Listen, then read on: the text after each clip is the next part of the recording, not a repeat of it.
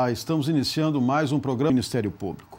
O país se prepara para implantar as regras de tratamento de toneladas de lixo produzidas diariamente nos municípios. Em dezembro, o governo federal decretou a regulamentação nacional de resíduos sólidos, estabelecida em lei também no ano passado. A legislação busca dar destinação correta ao lixo e incentivar a reciclagem. Para analisar o tema, convidamos o promotor de Justiça de Defesa do Meio Ambiente, Daniel Martini. Doutor Daniel Martini, é um prazer tê-lo aqui conosco no programa. O que dizer dessa política que é uma conquista ambiental e que dá um prazo até 2020 não mais recebam resíduos sólidos? Marco, eu acho que esse marco regulatório legal é de fato uma importante conquista. Ele estabelece obrigações que vão além daquelas existentes, regulamenta procedimentos que até então não eram regulamentados, mas que alguns na prática iam, e inova, sobretudo, em alguns aspectos importantes, dentre eles estabelecer a responsabilidade também do consumidor, do cidadão, compreendendo que a rede, por garantir um meio ambiente ecologicamente equilibrado para as presentes e futuras gerações, é uma responsabilidade também da sociedade. A nova regulamentação estabelece, inclusive, pena para o consumidor, para o cidadão que não cumprir as disposições da lei. Então, as políticas ambientais ligadas à questão dos resíduos sólidos deixaram de ser meras declarações de vontade ativa da sociedade e passaram a ser agora obrigações legais. E essas metas não são só em nível federal, mas os estados, os municípios também têm que ter seus planos. Sobretudo os municípios, que é o ente próximo do cidadão, onde o Estado se corporifica, o Estado, de uma maneira ampla falando, se corporifica, é exatamente no município, né? É ele que cabe, de fato, muito mais próximo, não, estabelecer as diretrizes, estabelecer a política de coleta seletiva de resíduos, que é uma conquista fenomenal, importante da lei. É o município que está afeta essa obrigação, mas dá também como ao cidadão a obrigação legal, sob pena inclusive de multa, de contribuir para que esse sistema funcione bem. E então a ideia dentro dessa política é que os aterros sanitários recebam o lixo orgânico. A ideia é que em 4 anos, a partir da edição da lei, que não existam mais aqueles grandes lixões a céu aberto, podem a existir aterros sanitários devidamente licenciados, controlados e operados, e que eles recebam somente rejeitos e não resíduos sólidos. O rejeito é aquilo que sobra da reciclagem, aquilo que não é possível reutilizar, não é possível ao catador fazer a coleta para o reaproveitamento, então há um rejeito. Bom, esse rejeito, ele então pode ir para um aterro de resíduos domésticos, né?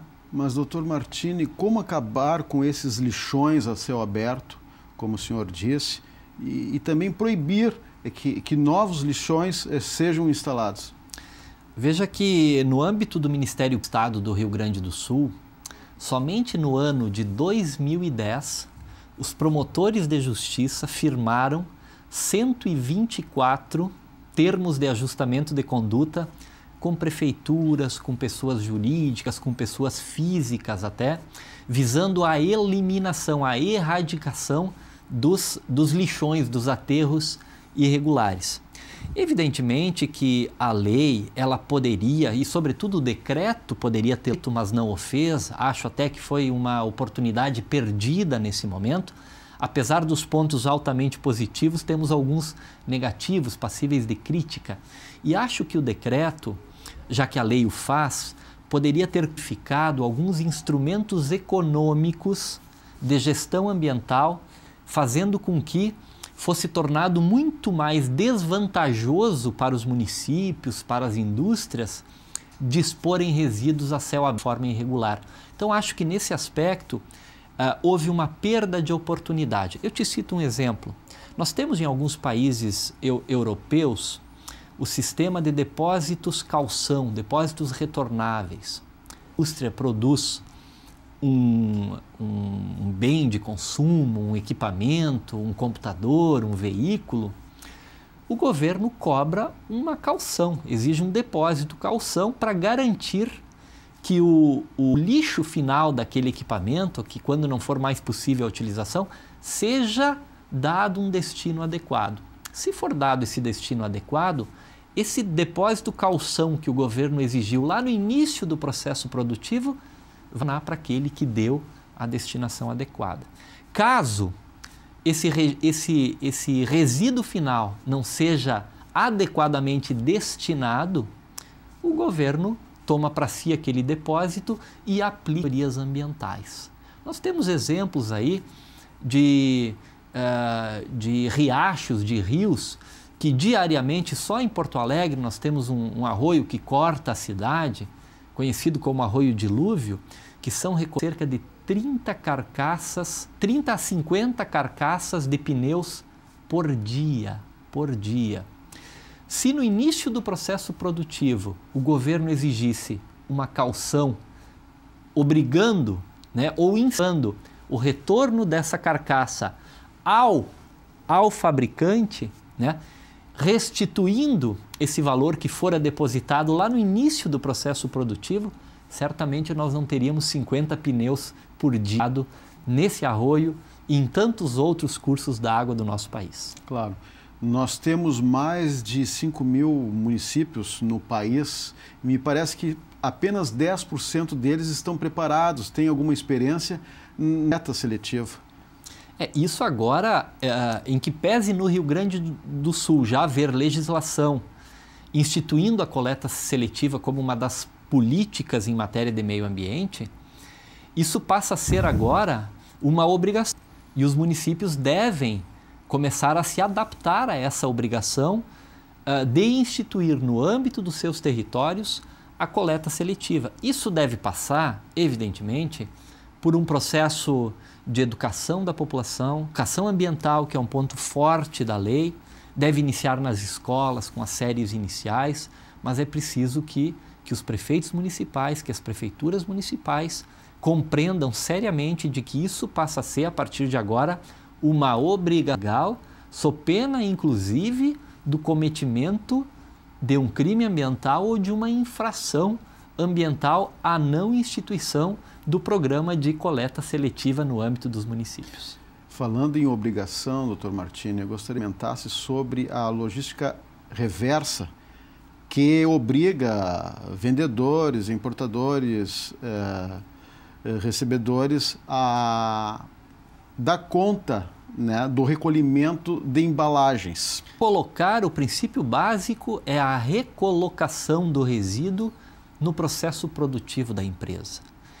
Me parece que é uma conquista importante, já tínhamos essa experiência na legislação nacional, no campo dos agrotóxicos, por exemplo, e agora vem corporificada na lei para alguns resíduos específicos, mas com a possibilidade ou com a expectativa futura de que essa logística se aplique a toda e qualquer embalagem, enfim, todo e qualquer componente, exemplo, resíduo de computador, resíduo metálico, plástico, enfim, todo e qualquer resíduo, aqueles que são especificados na lei, mas a lei exige também uma extensão dessa sistemática da logística reversa para outros resíduos também. Esse é, sem dúvida nenhuma, um ponto fulcral da lei, que obriga a que o fabricante, o distribuidor e o comerciante, inclusive, a receberem o produto final, vamos dizer assim, o resíduo final daquele produto, daquela mercadoria que foi produzida, que foi vendida por aquele comerciante. E obriga o consumidor, desde que haja uma política de recolhimento desse produto, desde que esteja implantada essa lógica reversa, obriga o consumidor final, sob pena de multa inclusive, que pode ser até R$500, a devolver aquele bem que foi adquirido, dando-lhe o destino adequado, que é a recolocação daquele resíduo final no novo processo produtivo, recolocando aquele resíduo na indústria para que ele possa ser reaproveitado, reciclado, com a finalidade última de que um recurso ambiental não seja utilizado e que possa ser reaproveitado um recurso já em uso. O problema do lixo é um problema mundial. Nós temos aí eventos, né? E aí a gente percebe, né, a quantidade de lixo que ficam nas ruas, inclusive nas grandes cidades do país. Tivemos lá em Nova York a questão do lixo também com aquela nevasca, né? Depois do recolhimento, apareceram sacos e sacos, toneladas de lixo. Agora a gente fala muito na questão do cidadão que tem que fazer a coleta seletiva, mas o poder público também tem a sua responsabilidade, principalmente no... Não há dúvida, cabe ao poder público, sobretudo ao poder público local, né, leia-se município, né, concretizar essas promessas, essas premissas, eu diria mais, que estão na legislação. Cabe ao poder público oportunizar a que o cidadão se adeque, se adapte, né, e crie condições para isso. É preciso a implantação de um programa de educação ambiental, iniciando lá pelas escolas primárias, indo de uma maneira geral até comunidades, até os bairros, enfim, abrangendo toda a população, fazer com que a população compreenda que aquela garrafa PET que é jogada na rua, na via pública, num bueiro, vai redundar no alagamento da casa, logo ali adiante na primeira chuva, que tem sido cada vez mais catastrófica, né? Nós vivemos o fenômeno do aquecimento global, as chuvas são cada vez mais localizadas, com maior intensidade, encontram cidades inundadas por lixo, os bueiros não dão conta, né, de dar vazão a essa chuva, as casas são destruídas, as residências, as atividades comerciais, os estabelecimentos comerciais são invadidos por água, então o prejuízo não só ambiental, mas também econômico é muito grande. Então, me parece que os municípios estão sensibilizados para isso, devem se sensibilizar para isso, sob pena, como eu disse, de uma responsabilização criminal daquele que negligenciar na implantação, na corporificação desse Plano Nacional dos Resíduos Sólidos. Nós temos 496 municípios no estado e 1.400 deles têm essa licença da FEPAM, a licença ambiental para a instalação de aterros.